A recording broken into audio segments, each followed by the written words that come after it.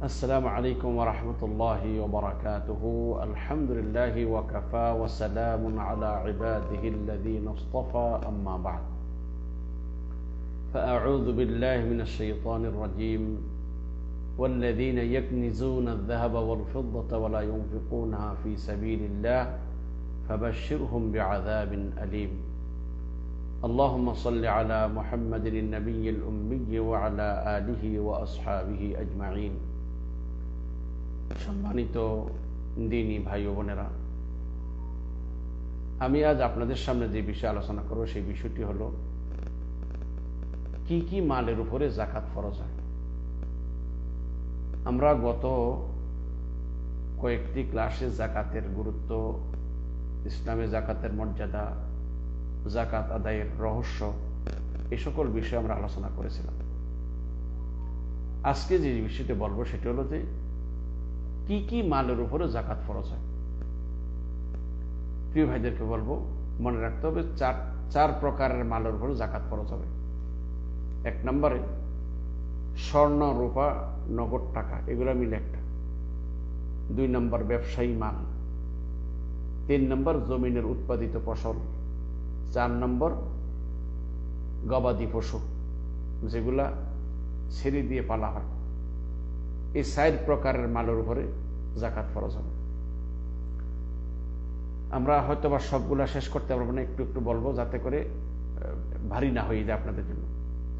প্রথমটা হলো যে কোনো ব্যক্তির নিকট যদি 7.5 তোলা বা 7.5 ভরি স্বর্ণ, যেটা বর্তমান মার্কেটে গ্রাম হিসাবে 85 গ্রাম স্বর্ণ, অথবা এই 85 গ্রাম স্বর্ণের মূল্য কোনো ব্যক্তির নিকট যদি থাকে এবং 1 বৎসর অতিবাহিত হয়ে যায়, তাহলে তার উপরে যাকাত দেওয়া ওয়াজিব।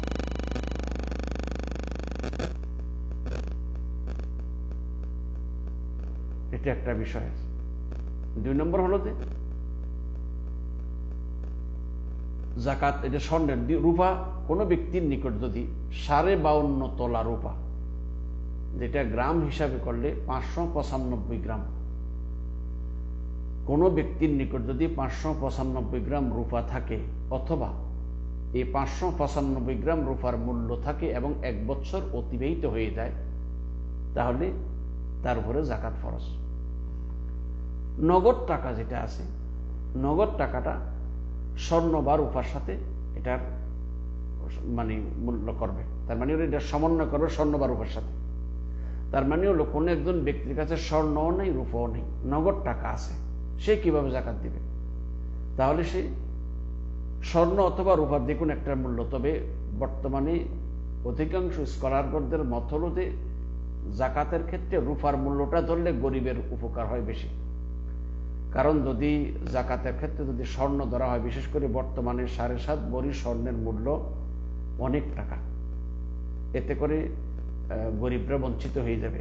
তাই অধিকাংশ স্কলারদের মত হলো যে রূপাকে, বা আমরা চান্দিরাকে বলি, চান্দিকে মানে ধরা হিসাবে, রূপা হিসাবে আপনি নেশাব ধরবেন, অর্থাৎ 52.5 ভরি রূপা, যেটা গ্রাম হিসাবে 595 গ্রাম রূপা, অথবা তার মূল্য যদি কোনো ব্যক্তির কাছে থাকে, তার যাকাত করা যায়। এখন কোনো ব্যক্তির নিকট যদি এই পরিমাণ টাকা আছে যেটার মূল্য 595 গ্রাম রূপার মূল্য সমান হবে, তাহলে এবং এটা যদি 1 বৎসর অতিবাহিত হয়ে যায়, তাহলে ওই ব্যক্তির উপরে যাকাত আদায় করা ফরজ হবে। সুতরাং এটা আমরা বুঝলাম, স্বর্ণ রূপা এটা হলো মূল, কিন্তু নগদ টাকাটা স্বর্ণ রূপার সাথে এটাকে মিল করবে। অর্থাৎ কোনো ব্যক্তির কাছে স্বর্ণ অথবা রূপার নিসাবের পরিমাণ মূল্য যদি তার কাছে থাকে এবং 1 বৎসর অতিবাহিত হয়ে যায়, তাহলে তার জন্য এর যাকাত বের করা ফরজ হবে। এমনি ভাবে ব্যবসায়ী মাল, ব্যবসায়ী মাল বলতে যে সমস্ত মালামালগুলা সে বেচা কিনি করার জন্য, বিক্রি করে মানে ফায়দা হাসিল করার জন্য রেখেছে, এই রকম জিনিসগুলা বছর শেষে হিসাব করে যাকাত দিতে, যদি ওই ব্যবসার পুঁজিটা নেশাব অর্থাৎ 7.5 ভরি স্বর্ণ অথবা 52.5 তোলা রূপার মূল্য পরিমাণ হয়ে থাকে, তাহলে তার জন্য এর যাকাত বের করতে হবে। এখন এই যে ব্যবসায়ের ক্ষেত্রে মনে রাখতে হবে, দোকানের ফ্রিজ থাকে, ডেকোরেশন থাকে, এসি থাকে, এই যে কাপড় রাখার তাক থাকে, এগুলো কোনোটাই দোকানের মালের সাথে হিসাব হবে না। শুধুমাত্র সে সকল মালগুলো হিসাব করবে যে মালগুলো মানে বিক্রি করার জন্য রেখেছে, এইগুলোই শুধু হিসাব করবে। বিক্রির এখানে আরেকটা বিষয় মাসালা আমাদের মনে রাখতে হবে যে এই যে মালের হিসাব আমরা করব, এটা কিভাবে করব? তো বলে সারকত ওই সময়, অর্থাৎ যে সময় আপনি জাকাত দিবেন ওই সময় হোলসেল রেট হিসাবে এই মালগুলোর দাম কত হবে সেই রেটটাই আপনি দিবেন। কারণ আপনি যদি বাজারের যে দামে বিক্রি করেন সেই দামে ধরেন তাহলে সমস্যা, কারণ অনেক সময় মাল ওই দামে বিক্রি করা যায় না। তাহলে হোলসেল রেটটা যদি আপনি ধরেন, তাহলে এই হোলসেল বর্তমান সময়ে হোলসেল রেটটা কত, পাইকারি রেটটা কত, সেই রেট ধরে আপনি এটা হিসাব করে জাকাত দিয়ে দিবেন। তৃতীয় নম্বর যেটা হলো যে জমিনের উৎপাদিত ফসল। জমিনের উৎপাদিত ফসল যেটা আছে, আল্লাহ সুবহানাহু ওয়া তাআলা এই জমিনের ফসল দেওয়ার মতো যোগ্য করেছেন, এবং এই যে ফসল দেয় এই ফসলের জাকাত বের করা বান্দার জন্য ওয়াজিব, মুমিনদের জন্য। তবে এখানে একটু ব্যাখ্যার প্রয়োজন আছে। কতটুকু সব ধান মানে জমির উৎপাদিত ফসল কতটুকু হলে জাকাত দিতে হবে, এটাকে 5 অসক বলা হয়। অর্থাৎ যেটাকে আমাদের দেশের কেজি হিসাবে ধরলে প্রায় 15, 15.5 মণ বা 16 মণের কাছাকাছি হয়। কোনো কেউ বর্ণনা করছে 18 মণ। অর্থাৎ কোনো ব্যক্তির নিকট যদি 18 মণ ধান, গম, ভুট্টা এই জাতীয় যেগুলো গোলাজাত করা যায়, এমন যদি জমির উৎপাদিত ফসল মানে কারোর ক্ষেত্রে যদি এই পরিমাণ জিনিস উৎপন্ন হয়, তাহলে এই উৎপাদিত ফসলের মানে জাকাত তার জন্য বের করা ওয়াজিব। জমিনের উৎপাদিত ফসলগুলো, এখানে জমিন 2 রকমের আছে। কিছু জমিন আছে যেগুলো পানির সেচ দিয়ে পানি হিসা তারপরে এটার জমিনে চাষবাস করা লাগে। এইরকম যদি এমন জমিন যদি হয়, তাহলে এমন জমিনের প্রতি মনে 2 কেজি করে, অর্থাৎ স্বর্ণ রূপা টাকা পয়সার সেখানের হিসাব ছিল যে 2.5 টাকা, আর এখানে প্রতি মনে 2 কেজি। তার মানে হলো কোনো ব্যক্তির নিকট যদি এই পরিমাণের মানে সম্পদ হয় যেটা 18 মণের কাছাকাছি হয়, তাহলে সে প্রতি মনে 2 কেজি করে আল্লাহর রাস্তায় দান করবে। আর যদি এই 2 কেজি পরিমাণ আমরা কেন বলতেছি 18 মণ পরিমাণ না হয়, তাহলে তার উপরে জাকাত ওয়াজিব হবে না। তবে সাদাকা করলে সেটা আলাদা কথা। আরেক ধরনের জমি আছে যেগুলো বৃষ্টির পানি দিয়ে হয়, এগুলো পানি সেচ দেওয়া লাগে না, এর ভিতরে বাড়তি কোনো বেশি খরচ করা হয় না। এমন জমিনের উৎপাদিত ফসলের 40 কেজিতে, অর্থাৎ 1 মণে 4 কেজি, এটাকে অসর বলা হয়।